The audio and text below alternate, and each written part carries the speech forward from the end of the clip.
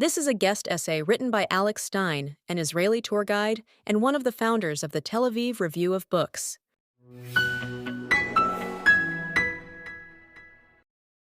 Around the time of the Bar Kokhba revolt, circa 132 CE, although the precise timing remains unclear, a large-scale armed rebellion initiated by the Jews of Judea, led by Simon Bar Kokhba, against the Roman Empire. The Romans changed the name of the province of Judea to Palestina. To be more precise, the regions of Judea, Samaria, Galilee, and Idumea now became part of a larger province known as Syria Palestina. It is commonly believed that the Romans changed Judea's name, which literally means place of the Jews, as a way of severing the Jewish connection to the land, and that they chose Palestine because it was derived from the Philistines, an ancient enemy of the Jews. While the former is a reasonable hypothesis, there is no evidence for the latter. The Greek scholar and traveler Herodotus was the first to use the term Palestine to describe the land.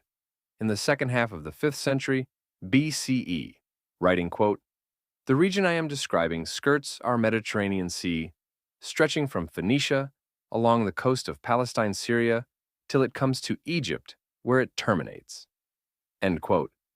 There is some debate as to which parts of the land he was referring to. Some argue he was referring to it all, possibly including areas in the Sinai and north and east of the Jordan. Others think he was referring specifically to the coastal plain. Either way, from then on, Palestine became a commonly used geographic term in the Greco-Roman world.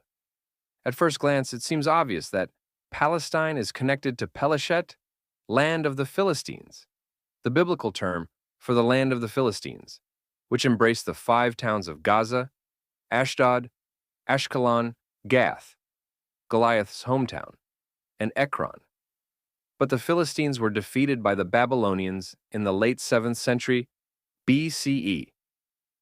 Some were exiled to Babylon, like the Jews 2 decades later, following the Babylonian conquest of Jerusalem.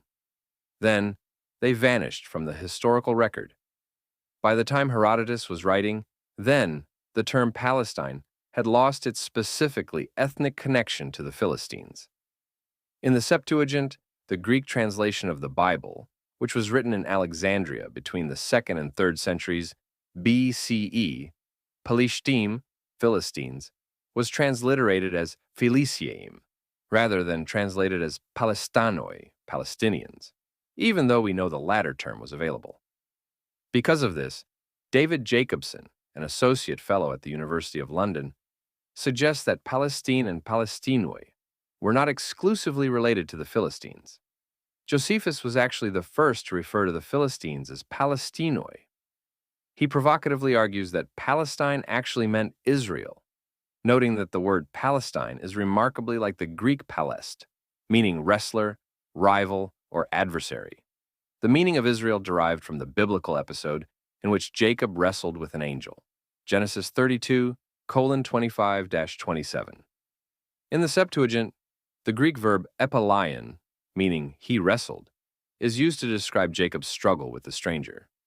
For the Greeks, Jacobson noted, a wrestling contest against a divine adversary would have made a deep impression, since it was their most popular sport and a key part of Greek culture and education.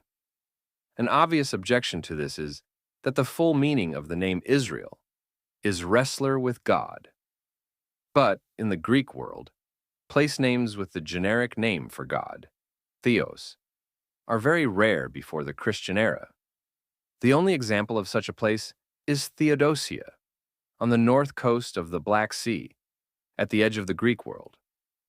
Jacobson added, quote, "It is thus easy to understand how the Greeks, who had heard stories about the Israelite patriarchs, might have thought of Jacob/Israel as a great hero wrestler who had stood up to an ethereal adversary who was unknown and unknowable." End quote. The Greeks also loved puns. Both Palest and Palestine share 7 letters in a row, including a diphthong, a gliding vowel. Jacobson concluded, quote, "In Greek eyes, the people of Israel were descendants of an eponymous hero who was a god wrestler, a Palest. The name wrestler also puns on the name of a similar sounding people of the area known as Pelsehet. End quote. Whatever one thinks of this, it is a learned and entertaining theory. And either way, the important thing to understand is that the name Palestine did not have the connotations it does for some Jews today. Josephus and Philo used it, as did rabbis in the Midrash, Jewish genre of literature that interprets and expands on the Bible, and is a prominent part of the oral law. And the Jerusalem Talmud was commonly known as the Palestinian Talmud, at least in English. Nor did the renaming of the province as Palestine mean that Judea fell immediately out of use. Jerome and many other scholars continued to use the name. In fact, Judea was not the only province to be renamed during this period. In the year 106, the Nabatean kingdom, which included the far south of today's Israel, the Sinai Peninsula, much of Jordan, and the northwestern Arabian Peninsula, and even for a brief period Damascus, was annexed by the Romans, becoming part of a new province called Arabia Petraea. In both cases, the Romans replaced a specific ethnic etymology with a more commonly known geographical name. Changing the earlier name was clearly intended to remove its existing ethnic connotations, but the chosen replacement was not specifically intended as a slight. India offers an example of a similar phenomenon. Like Palestine, the term India can also be traced to Herodotus, referring to the name of the Indus River, which derives from the Sanskrit Sindhu.